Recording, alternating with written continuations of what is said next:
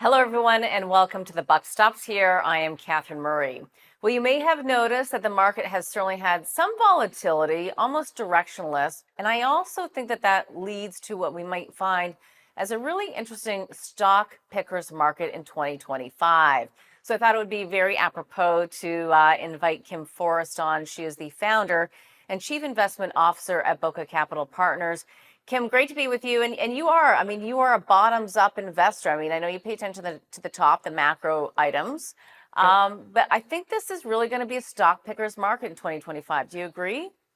I think every market is. Well, almost every.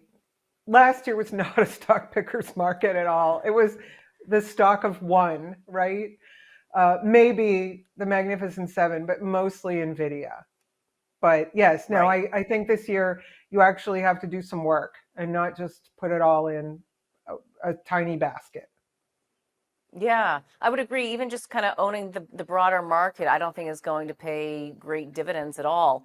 But let me just start from a top-down perspective, even though you do the bottoms-up analysis, company-specific stories that you like, and we'll get into some of those names.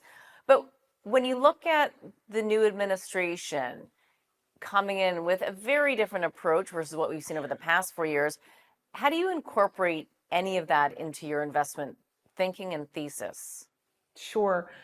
Well, first of all, even though I seem like a normal person, I really try to get emotion out of my investing decisions, right? I mean, that fear and greed could kill you.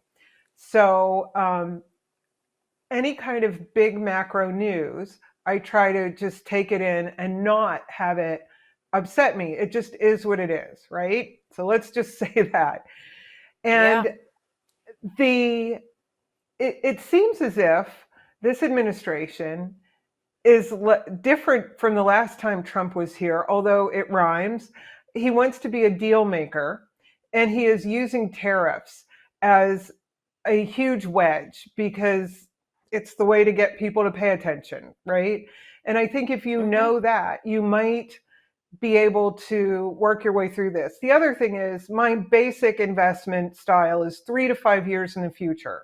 So I'm really looking at what companies are going to do, regardless of what happens to the environment in which they work. Because my basic Hmm. theory is companies will either outperform their peers or they won't, depending on, and they're not really dependent on the outside world. They either are outperformers or they're not.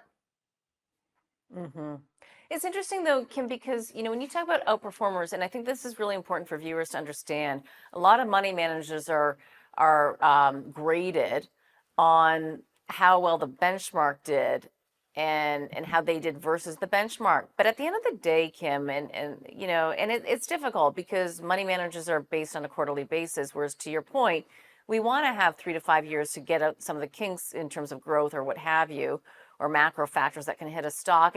And the problem with the way the industry is set up right now is PMs don't have that luxury. But as investors, we do. If you have a longer term time horizon, we, Yeah. we want to play that longer term gain. My whole point in saying this is that I'm not ever looking actually for relative performance. I'm always looking for absolute performance.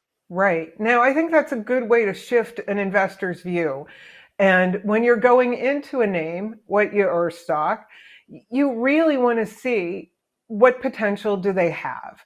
And I have a little twist on that because I segment my holdings in my biggest portfolio or my biggest strategy by sector. So I'm trying to find out who are the best companies in that sector. So I've never been like super excited about pharmaceuticals, but I have to, have pharmaceuticals. So I look and see who's going to be best 3 to 5 years from now. And that takes a lot of the shorter term thinking out because you just want to know what is the best company, how is the best company set up. Hmm. Do you feel that you want to have exposure to all sectors or no? Yes, everyone except REITs because I hate REITs and REITs don't What? really REITs don't really reflect that they don't have the choices to reflect all um, classes of real estate like farmland and houses and stuff like that. It's usually commercial buildings or retail, and I just hate it, so I ignore it. I'm so surprised. Okay, we have to take a quick break, but I'm going to ask you on the other side of this commercial break. We'll be right back.